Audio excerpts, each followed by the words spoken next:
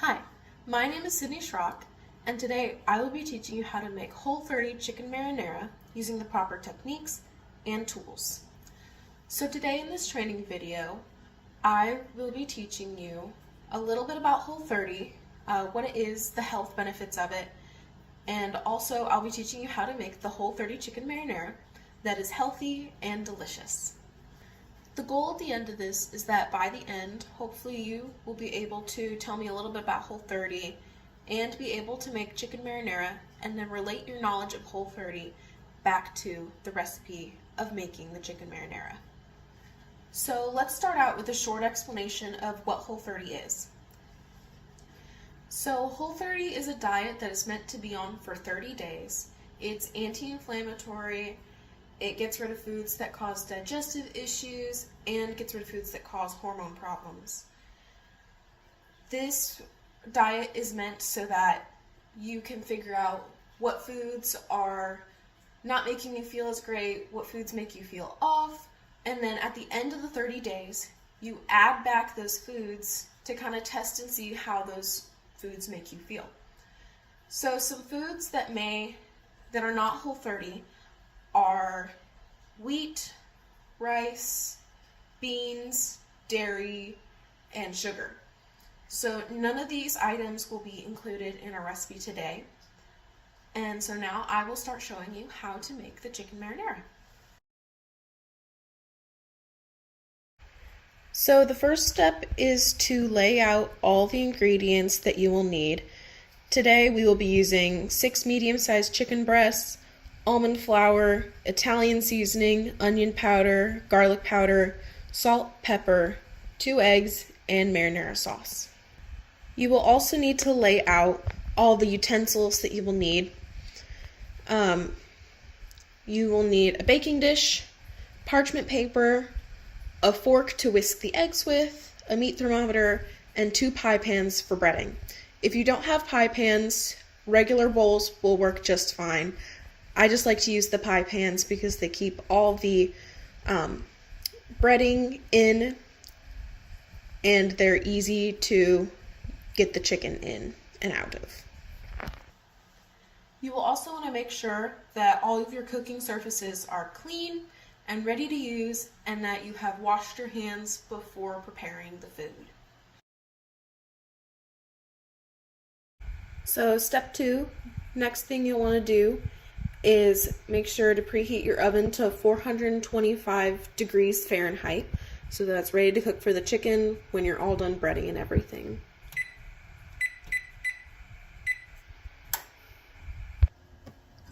So next thing you'll want to do is you'll want to take your baking dish and your parchment paper and take some of that out and just line your baking dish with it so that the chicken, when it bakes, it doesn't stick to the pan and it makes for a much easier cleanup.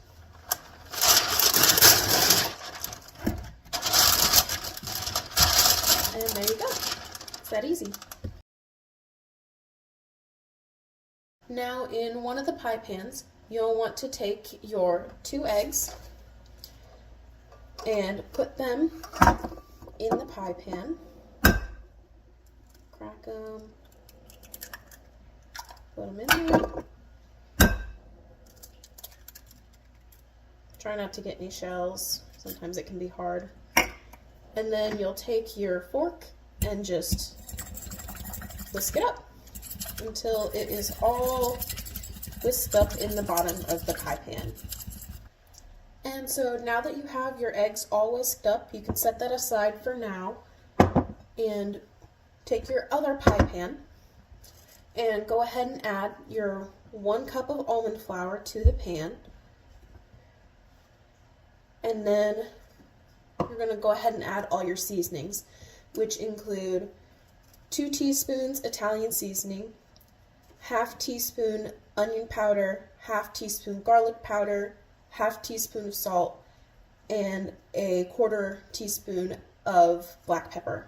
And you can just pour that in on top of it, and then go ahead and mix it up until it is all the seasonings are mixed into the flour evenly.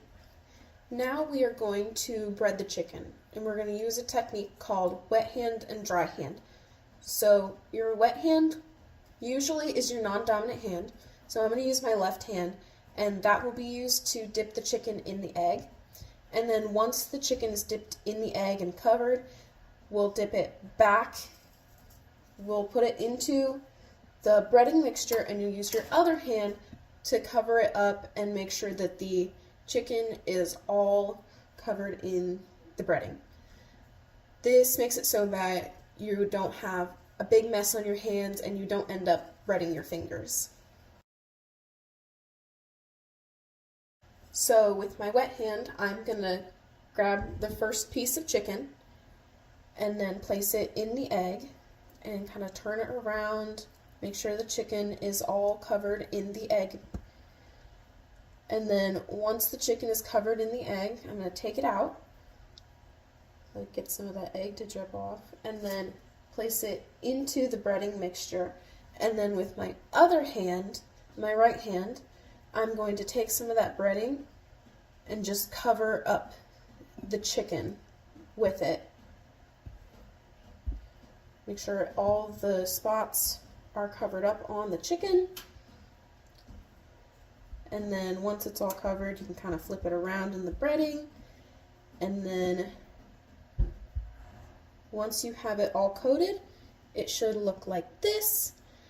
See that it is all covered in the breading and it is ready to go on the pan. So I just place it on the baking dish.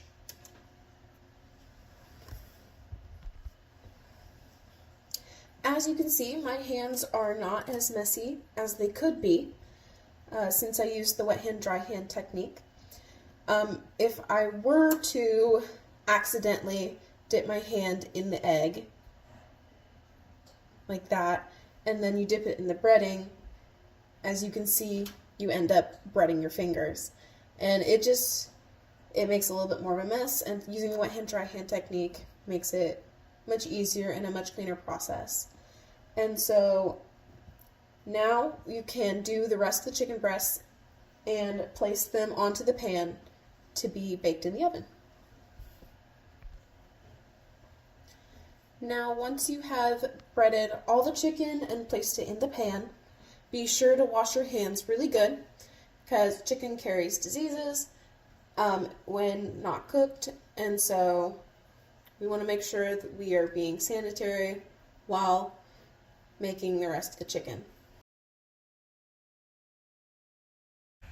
So as you can see, my chicken is all breaded and ready to go in the oven, and the oven is ready at 425 degrees.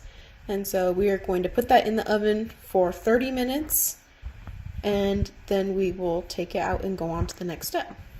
While the chicken is cooking, we can use this time to clean up a little so that we're ready for the next step when the chicken comes out.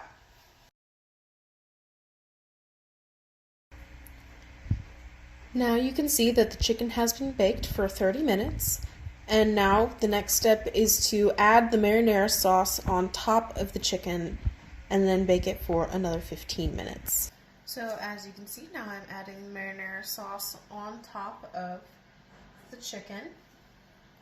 And just spread it out evenly on top of the chicken. This here is about 1.5 cups of marinara sauce.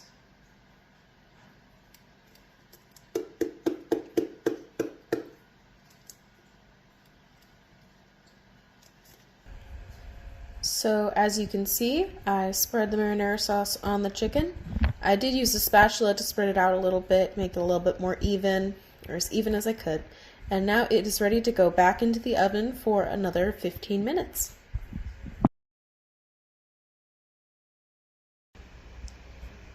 Now that the chicken has been baked for the last 15 minutes, we are ready to test the internal temperature. So we will take this meat thermometer and we'll stick it in the thickest part of the chicken breast.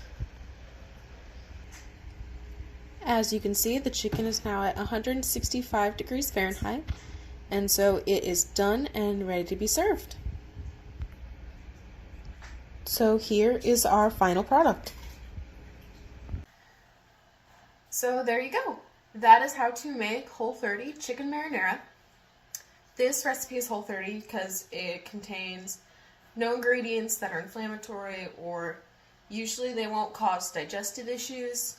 As you can tell, usually chicken marinara contains breadcrumbs and cheese.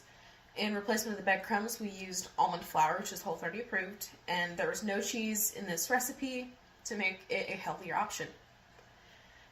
If you have any questions, don't be hesitant to contact me. I'm available if you need any help or anything else. And thank you for participating in this training.